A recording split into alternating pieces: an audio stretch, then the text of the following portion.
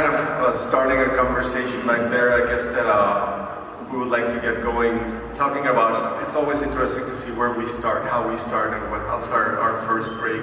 And for you, I would like to get going, like, how was your first love with music? How do you got involved in music, and what kind of got you inspired? I'm originally from Guatemala, Central America. It's a tiny country between Mexico and Honduras and El Salvador. So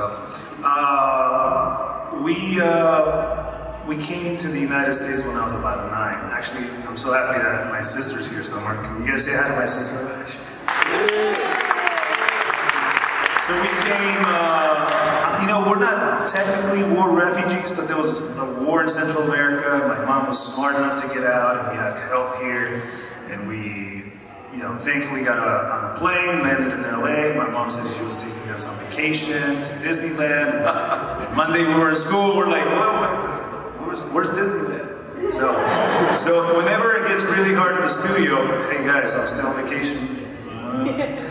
And I think you need those moments, right? So very early in Guatemala, and it's funny because all these Latin countries are very music-rich countries, right? Yes, they're all, everyone plays something. And most of them don't play it very, very well, but they play from the heart. Yeah, there's an intense love of music. Yeah, it's so beautiful to see, and whether it's family members that play, whether it's guitars, drums, whatever it is, you're always around music.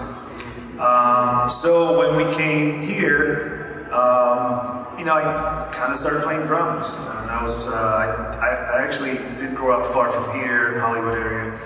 And of course, you're in schools, and not maybe the best schools. And for me, music was always something that was, deep in my heart. And it wasn't about hanging with the wrong crowd, or music was always it. Then when I was in 9th grade, there's a school here called Hamilton Music Academy. I don't know if you guys heard of it. It's a music for the arts, and I auditioned to go there, made it, and as a drummer? As a drummer. Okay. So I'll tell you a quick drummer. Yeah, you're a drummer. Yeah. I love it. Who's a drummer in here? Yeah. Wait, who? All musicians, producers, engineers. Slash meaning everything. Nowadays you gotta be the slash. So the first day, right? I'm nervous. They're only gonna let about 15 drummers in. There was about 50 of them auditioning. The guy sitting next to me is a long bench, and then you go into the room. They lock the door, or the door is shut. So this guy goes in, and all I hear is like, I'm like, I never heard that before. I'm like, oh shit. The guy comes out, I'm like, I asked him if was that you playing? He's like, yeah, how did I sound? I'm like, oh my gosh, you sounded amazing. And that was next, right? Of course, I blew it. I still made it, but I blew it.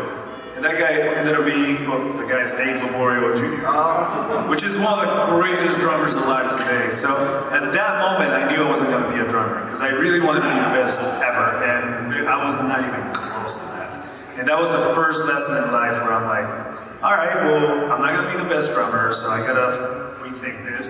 And we had to pick a major and a minor. My major was going to be drumming. And I'm like, production, check, drumming, my minor. So what that meant... Did you have any idea of what production was? No, nothing. I just didn't want to be a drummer anymore. Okay. So I went, and they had a studio. They actually had 4 different stations, kind of like the production rooms here. This is early, this is a... So, and we, there were only 8 students in the classroom. And what we had to do is we had to wear headphones, compose a song, and on Fridays we have to show it to the rest of the classmates. And that was it. It was the best class. And then my teacher, David Sears, he works for the Grammy Foundation. One day, a few weeks into the year, you write, you sequence, and he goes, great, now you gotta mix it. I'm like, what do you mean? What does that even mean? So he's like, bring the floppy drive to the other station. They had a little ramp set board, 24 by 8, and they had a reel-to-reel 8-track. He goes, this is what you do. And he took the time and explained to me what mixing was. And this is the moment where it changed me forever. I was 15. All the things that I played, I was able to manipulate them and make it sound like a completely different vibe and song. And I thought, wow, the power of frequencies, the power of levels, like the emotional connection that you have to certain levels. And I was, from that point on, I knew that I was going to be a mixer for the rest of my life. So that actually is another type of performance, right? You're a performer in the Absolutely. as well. And you know, the performance is based on your mood, your everything. That as a guitar player would play a solo. I mean, some of them are not as good, but if you're feeling in that moment 150,000%, you'll give an amazing solo. And mixing, the way I'm mixing too, is kind of like a performance in a way. I always say my SSL is my instrument. So from that point on, at 15, I knew I was going to mix. And then from there, I went to school. I graduated from with a couple of partial scholarships and stuff like that. They all wanted the hammy kids, they call this, right? And I asked my mentor. I'm like, hey, I want to be a mixer. Back then, mixing wasn't as popular as it is today. And I showed him the list of schools, and I asked him which one was the best for mixing, and he goes, none of them. I'm like, whoa. He's like, go get a job at a studio, make the best coffee. And that's exactly what I did. So I made a really good cappuccino when I was 19. So the engineering education part of it came from actually experience?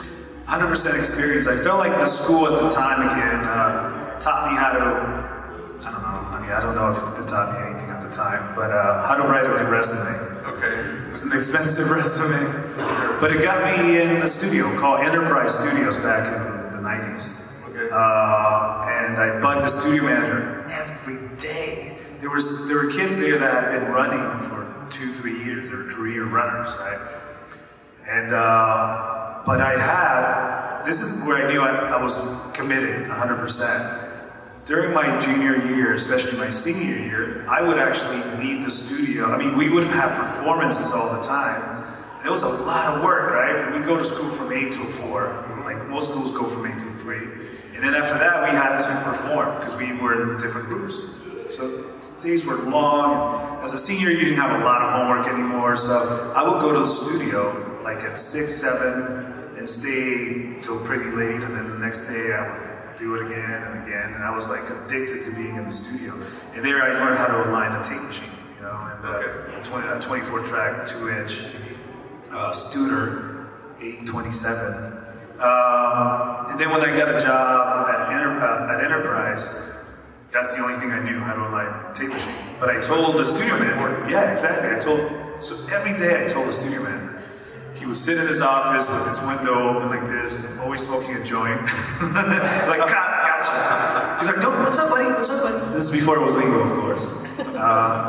But I bugged him. Hey, let me shadow. Let me be in the room. Can I be in the room? Please, please, please. Every single day that it became a joke, right? So I would see him in the hallway. Shadowing? And then 3 months into it, I was making a cappuccino. I'll never forget this. And he comes up to me and goes, hey buddy, I got a session. I'm like, great, do you need coffee for it? I was like, can you assist? I'm like, oh yeah, of course. I had never ever stepped into the room before. Like I'd never even seen it. I've seen it on the Mix magazine. They wouldn't let us go in the room, so they looked like spaceships. So I'm like, yeah, I'm ready. So I walked in. Of course, I don't even know where the volume is. I have no idea.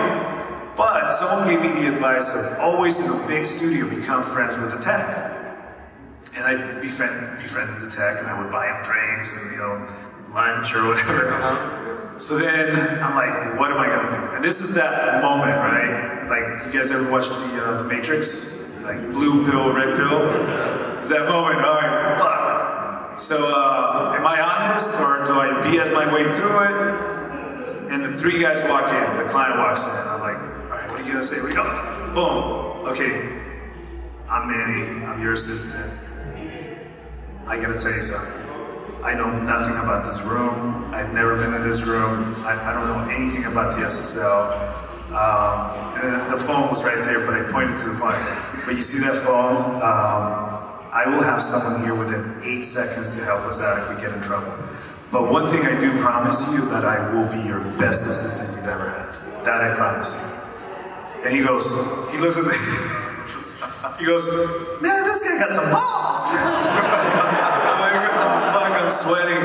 Like he goes, man, we're gonna keep you around. And from that point on, I was committed to learn the SSL and everything else. I always say you can learn the technical stuff, you can learn all that, but you cannot teach, you know, that personality, being in the room, wanting to be with someone in the room. Exactly.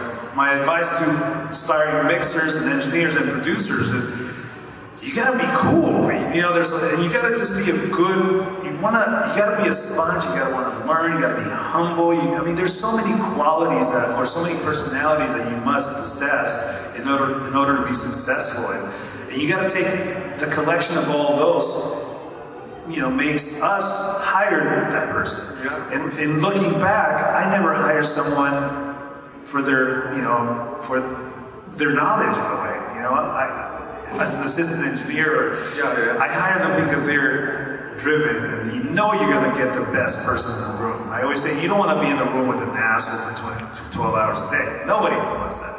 And a lot of, you know, we get a Larrabee, there's a studio called Larrabee that I own in North Hollywood. A lot of applicants that we get, you know, there's this, I'm gonna be with the stars, I'm gonna see Kanye walk through the hallway, flow through the hallway, with a white gown. And so that doesn't happen. I haven't seen Kanye flow through the walls with a white gown. But it's, you know, and I think you just gotta do it for the right reasons, right? And I think a lot of people get into it for the wrong reasons. Yeah, I mean, there's so much hard work into it that if you're not passionate about it, how can you take with what you're saying, all the rejection that one's taking while starting out, all that you have to endure if there's no passion, and that has to translate in the room as well. Absolutely, yeah. I always say you have to get used to rejection. Okay, well, some people see it as rejection, and other people see it as constructive criticism, right? And it's the same thing. So you ever heard the glass half empty, half full? You always got to look at it half full. A buddy of mine always said, he was a jiu-jitsu fighter, he would say, I either won or I learned. He never said I lost. So we got to learn from, hey, I learned more from mixes that were rejected. You know, like I'll mix it and someone else will mix it and they'll do a better mix, I guess, to whoever the client is. Yeah. I've learned more from those. Thankfully, it doesn't happen that often, but it does happen. You know, it happens to all of us. I could get really bummed about it. I'm like, well, I mixed a ton of songs over 25 years and blah, blah, blah, but it still happens. So you either look at it as a credit, you know, or constructive criticism. I choose to learn from it. And that's one thing that, again, inspiring anything, artists, producers, engineers, we got to get used to what we call rejection and we learn from it, right? Of course. What was your, the big break for you? So my break, well, you know, thankfully, I feel like my career has done this. You know, it never went like that. Yeah. Thankfully, I'm so thankful for that. So one of those, you know, the classic story. One night, the engineer had a date, so he bounced like around 9. He's like, "Hey, you got this?" I'm like, "Yeah." So we were wrapping up, and the producer goes, "Hey man, you want to do a rough mix for me?" And we were wrapping up, we were about to go home. Yeah. I'm like, hell yeah. So I stayed up till 6 in the morning one night. And he was asleep on the couch.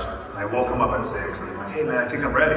First time I had ever mixed something for someone on an SSL. But by this point, I knew about it. Of course. I knew. So he woke up, and he's like, let me listen to it. And I played it, and he wakes up, he's like, play it again. And then he picks up the phone, right? He was calling his partner in New York. He's like, hey man, I don't know who the fuck this kid is, but he's mixing the album. And I'm like, yes! It never came out. but it was a great experience.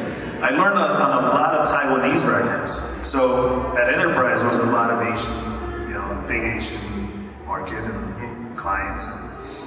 And I would practice on Taiwanese records. They would actually pay me to experiment. To practice. To practice. And no one judged me for it. It's like, who mixed that crap? Manny? Oh, no one's listening to Taiwanese records, I can tell you. So it was great practice for me. And you stayed in that studio for I stayed there for a couple of years, yeah. Okay. Yeah. So again, when I got to be an assistant, I was an assistant for a couple of years, and they made me the head assistant. So I would get first call? Yeah, first call, which was great. And then after that mix, I went ahead and mixed the whole album, which was 12 songs, and they never paid me. And that's how I met my manager, and that was 25 years ago. Because I go, man, I can't get paid. I forget how much they owed me, and I was working with this guy, these producers called Soulshock and Carlin, and Randy Cohen was managing them, and he was a hustler, and I'm like, hey man, these guys owe me this much. Can you collect for me, and I'll give you 50%? He's like, oh hell yeah! Never got me paid, but he's still my manager today. 25 years later. Yeah, that's a great story. And then from that on, it comes to mind how important is the relationship with the artist as being in the room, but with the responsibility of being a mixer. Would you describe that relationship? How important it is? How do you go about it? A mixer today is very different from 20 years ago. 20 years ago, artists, the way to make records, was in the big rooms, right? Nowadays, you can do it in your bedroom. So the relationship before was definitely different because they came to the studio and they wanted to know the gear that you could only get at the studio, and you were maybe using a different part of the brain. Today, the relationship is slightly different because the artist can take it to the 20-yard line, whereas before they could take it to the 50-yard line, and we needed to help them get there. So it was more psychological back then, like trying to read minds, trying to get the artist's point across, and trying to hopefully comes out of the speakers the way they envisioned it. Today, that is the main goal, of course, still, but now. They get it to the 20-yard line. A question that a lot of people ask me nowadays is, how are you mixing differently back then than you are today? Or was it easier, or better, worse?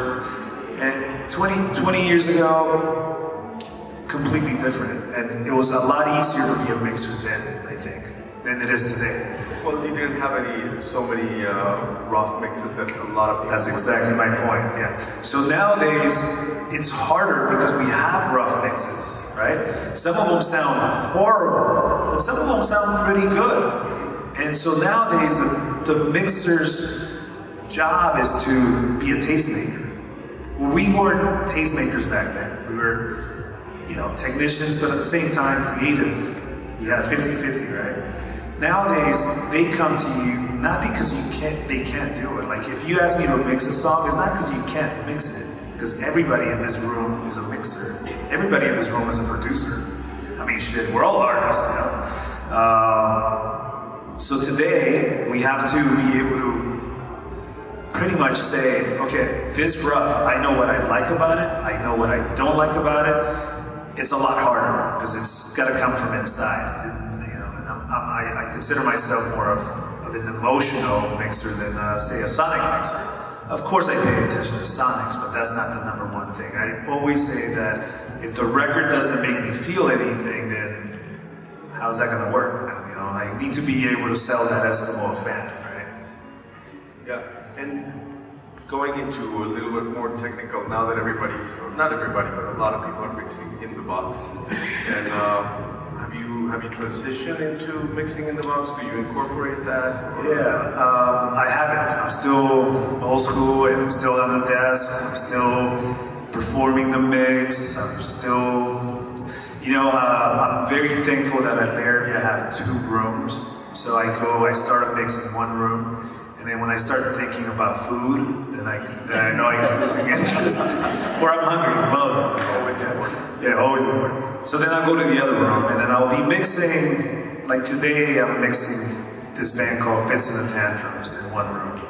And then in the other room I have Ex-Ambassadors. Actually they're very similar, but I'm doing a DJ Khaled's album, so I'm probably gonna start that mix today. So they're completely different genres, really. So then I get to Khaled, which is, I think the song has got, I think it's got Travis Scott. And, so anyways, I'm mixing, it's really a Travis Scott record. You know, it's never a DJ Khaled record. And then I start thinking about food, and then I go back to the other room. And then I just keep going until I'm done. And I know someone's gonna ask, how do you know when you're done? So for me, the first pass, there's, just imagine like a million little white flags, right? Just like, imagine all these white flags popping up, right? And then the second pass, you're doing things, and then there's a million of them, then there's 900,000, and you keep going, and then there's like 10 flags, and then you play it again, and there's no flags. Boom, you're done, that's it. And that's the way I approach it. And sometimes it takes me 3 hours, sometimes it takes me 3 days. Yeah. But the advantage I have, because being out of the box, it's a lot harder to, you know, just switch, you know. But for me, the change of environment helps me. If I'm in one room, and I switch, I start thinking about food and I switch to another session, I'm still in the same environment. So my mindset hasn't changed. So the way my approach is more, I wouldn't say more, but it's very mental. I always say, like, in the Olympics, when you're about to run that 100, right? You see this eight runners, they physically look the same. They got the same, almost, they weigh the same, they look the same. But why is this guy faster than the other guy? There's something that he has that the other 7 don't have. Exactly. Or they have maybe a millisecond behind. Yeah. So you see them like focus, they're stretching, and they're in their mind, they're visualizing the race. When I listen to a rough, in a way, that's what I'm doing. I'm visualizing the mix on how I wanted it to be.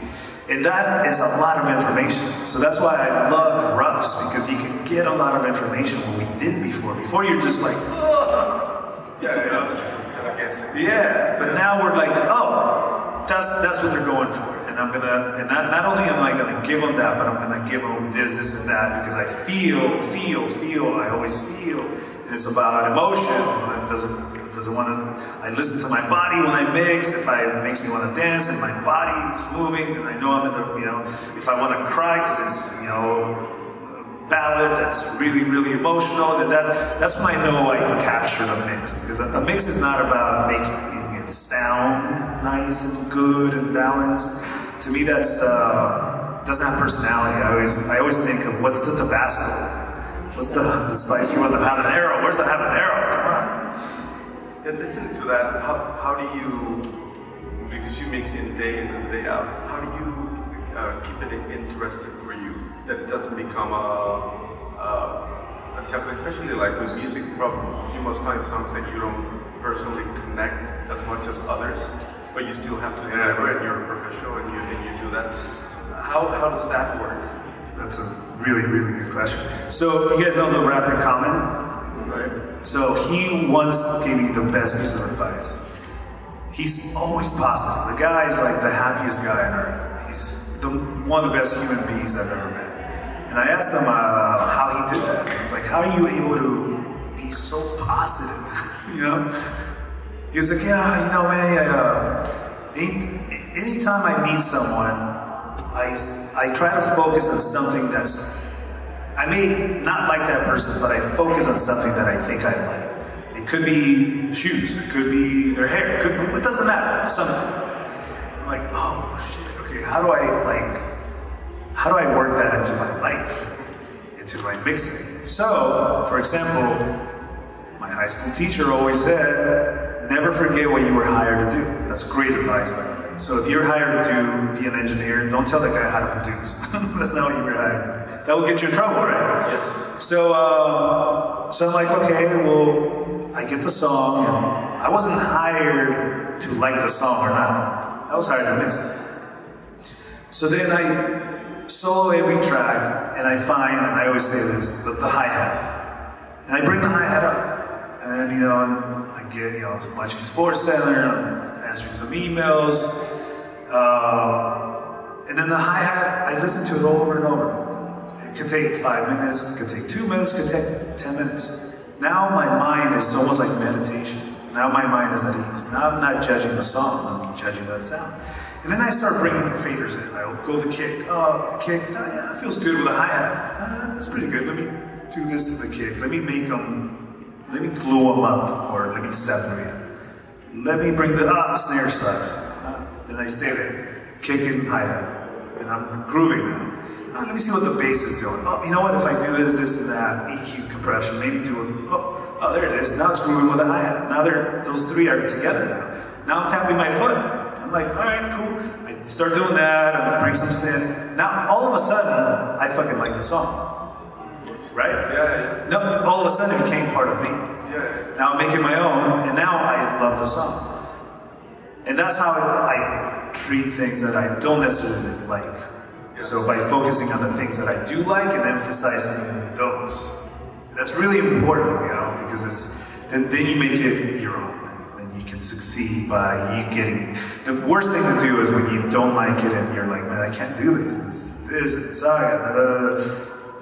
then you lost it. It's interesting. I had one experience a while back with a mixer that he had to put the mix down, start from scratch like 3 times before he told me that he hated a harpsichord, and the whole song was based on a harpsichord, on a harp riff, and he asked me not to give it to somebody else.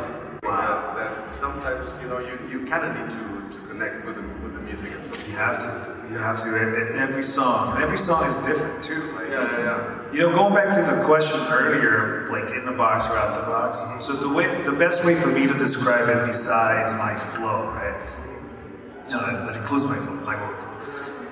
If I'm on the console, I can multitask. I can do 30 things in 10 seconds. I can go boom, boom, boom, boom, boom, boom, boom, boom, boom, in 10 seconds. And I've made about 30 changes. In the box, I can only do one at a time. If you think about it. So for me, it's I'm performing the mix, and I'm going by my right brain. It's driving that, not my left. When I open the plug-in, you guys know about left brain, right brain? For those of you that don't, left brain is the technical one, right brain is the creative one. The key is how to tap into your right brain consciously. We all do it subconsciously, but you will be a better at anything if you know how to tap into it consciously. That means that at this moment, I need to be thinking from my right brain. Some of you can do it, some of you cannot. Some of us need to turn the lights off, some of us need to get inspired, listen to Led Zeppelin to get in that vibe, and that's training your right brain to be engaged. When you're able to flip a switch and have your right brain engaged, you're good. So that's the left brain, right brain for me. The console, to be able to do a lot of things, is the right brain engaged. And I want to stay in that right brain thinking as long as I can. Because it only lasts short amounts of time. Because now you got to think technically that, I'm distorting the bus. Then your left brain takes over. You're done. Then you got to go back to your right. If you guys can go back and forth very consciously, it's so helpful. I think it's made to help my career. It's almost a meditation at the same time. You're getting Absolutely. That's what I'm saying. I'm not. We'll talk some technical plugins. It's a great plugin, by the way. It's called the Manny Marroquin plugin. If you guys, I'm looking for some good plugins, let me tell you. But we'll talk technical stuff. But I approach it more from a spiritual, from a very conscious, in control at all times, like Phil Jackson. You guys like basketball, anyone? Phil Jackson's like, God, right? So he would let his team play. You're like, call a timeout, Phil! You're down by 20, shit, call a timeout! And he would just sit there like he was meditating, and he would say anything, and he would let the players figure it out, and all of a sudden they win the game, right? That's being in control. Like, your leader has to be in control. If he's freaking out, then the players are gonna be like, oh my gosh, right? So you always gotta be in control of yourself, especially with some, as a producer, you do that all the time. If you're insecure, then all your musicians, your artists is gonna be insecure. There's a very fine line, and Kanye and I always have this conversation about a fine line between cockiness and confidence, right? We have to be confident. I mean, I have to think I'm the best mixer in the world. I have to, even though I'm not. We all have to think. But there's a very fine line between being cocky, right? Of course. So that's, if you guys can figure that very like gray area, that's challenging because you gotta be confident. And dealing with on like technical issues, since you're out in the analog world, how do you make your changes regarding artists? Since you're going from song to song. Right. So yeah. So we figured this out on the SSL where when I print my mix, we print stems. Everybody prints stems, right? But on the console, what happens is if I'm driving my stereo bus really hard, and if I solo the hi-hat, right, it's not, my stereo bus is not going to be triggered, right? So what we do is we print a pass to the mix, then we sidechain it. So that means that when I solo the hi-hat, the stereo bus is still going to be working, but I turn off all my stereo bus processing in the box, so that when I create a new session with all the stems, I re-engage them so that they go through in-the-box plugins, but not outside.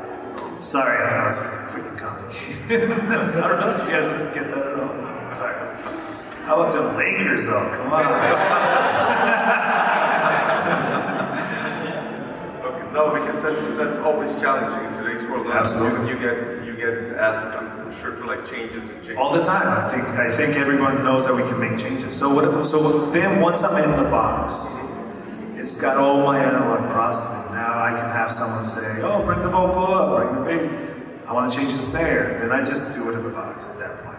I'd rather have 95% outside the box and 5%. Sometimes the instrumental is great and they go, oh, let's just bring the bass up. I'm like, ooh, well, I don't want to break out. So I'll maybe even sneak that sound in, Oh, okay. into the mix. And then I'll flip the phase and I'll EQ it in a way that's hitting the root note or the fundamental frequency, and all of a sudden the bass comes up, and I just blend it, a little salt, pepper, lime.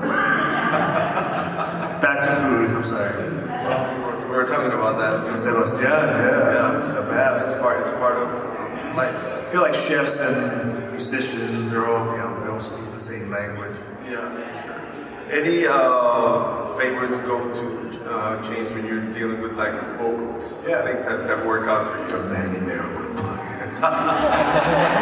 For drums? They said I need to sell at least 40 plugins today, so no, I'm kidding. In the drum with drums. So I'm a fan of music. All right. I mean, I think we all are a fan of music. Yeah. Right? Yeah. I don't think anyone got into this and says, oh, I'm gonna get some girls. I'm gonna be in the studio 12 hours a day. This would be a cool way to meet girls. It's not.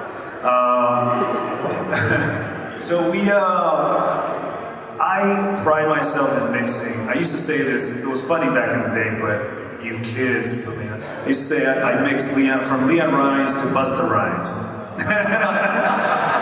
Those who know who they are, they're completely different. So I mix from trap, hip hop, R&B, pop, folk, country. So I feel like I mix a lot of genres. And I think the reason why I'm able to do it maybe a little better than others is I'm just a music fanatic. And I always pay attention to the things that I don't like as well. So I know a lot of people are going to say, I hate country. That's like most people say that. Well, if you hate country, then pay attention to it. You don't have to like it. Like, learn something. Learn what you don't like as much as what you like. Okay? And that's you're gonna develop a sound because. So when I mix, say, John Mayer acoustic, I I treat it completely different and I'm mixing 30 seconds to Mars. So it really depends on what the song is. So I don't believe in having templates. Yeah. Okay. Two types of templates. One is if you just have your reverbs, delays, that's fine. That's all good. But I don't believe in templates for like my drum template. Change for the vocal. My change for exactly. Yeah. I don't believe in that because, at least for me, I'm mixing all kinds of different genres, so it doesn't work. Some songs I want to glue things up, right? Other things I want to unglue them. But you got to know the art of knowing how that works. So for a chain, 30 Seconds to Mars or X Ambassadors, I do a lot of parallel compression on the desk. In the box you can do it, but not as well because it's all ones and zeros. If I'm doing a hip hop song, how did you mix 808s and Heartbreak? Well, I didn't touch any of the 808s. What do you mean? Well, I left them alone. So there's a different, I could do the same sort of chain on, on Post Malone, for example, than I do on 30 Seconds or whatever's, Ariana Grande. But that speaks volumes on your approach that it's not about your sound or what you can do in terms of your footprint. It's how you serve the song and you get the artist's sound, because some other people do like the templates and everything pretty much sounds very similar, right? Yeah, that's not for me. I always say that I'm not here to give you a sound. I mean, I don't want my own sound. I want to be able to, my job is to have the producer, the artist be happy with, hopefully with what I brought to the table. Nothing more, nothing less. That's it. So question, designing your plugins, what did you base them on?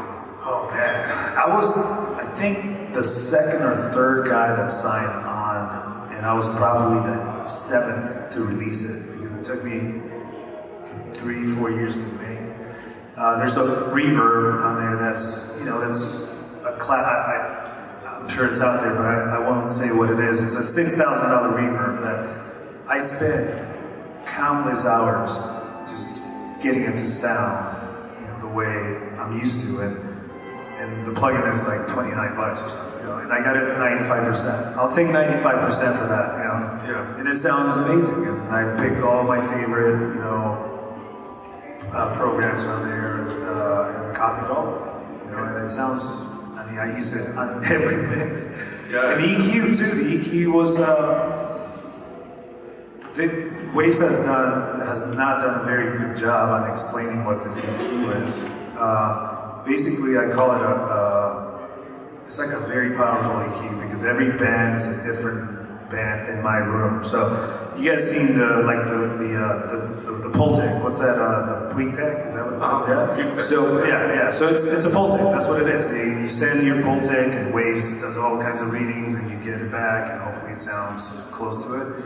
So what I did was I took, like, if you come in my room and say, "Oh, I want it to be brighter," and I go brighter as an air. I need more air. I know exactly what EQ I'm going to. I'm going to my 2055 at 16K.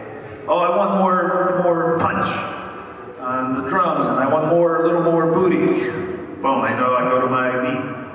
So what I did was, every band on that EQ was a different band on a different piece of gear. So there's like 10 different pieces of gear in one EQ. But they haven't done a pretty bad job saying that that's what it is. So when you see two of the same frequencies, one is a Motown, the other one's an API. Oh, so so it's a super EQ. But it took me a long time. But when they first approached me, I was like, it's like,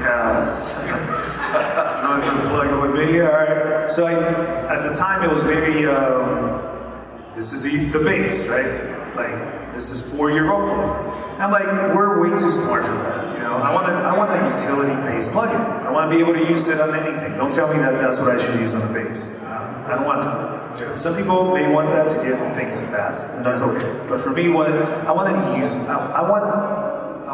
my own plugins. I never thought about other people using them, honestly. Didn't even cross my mind. I was like, I only have one 2055. 2055. If I could have unlimited 2055s, that would be a dream come true. So that's why I did it. Because I only have a certain amount of 1073s, but now my plugin, I have unlimited 1073s. So it was really selfish. No, but that's why they sound so good. Thank you. Yeah.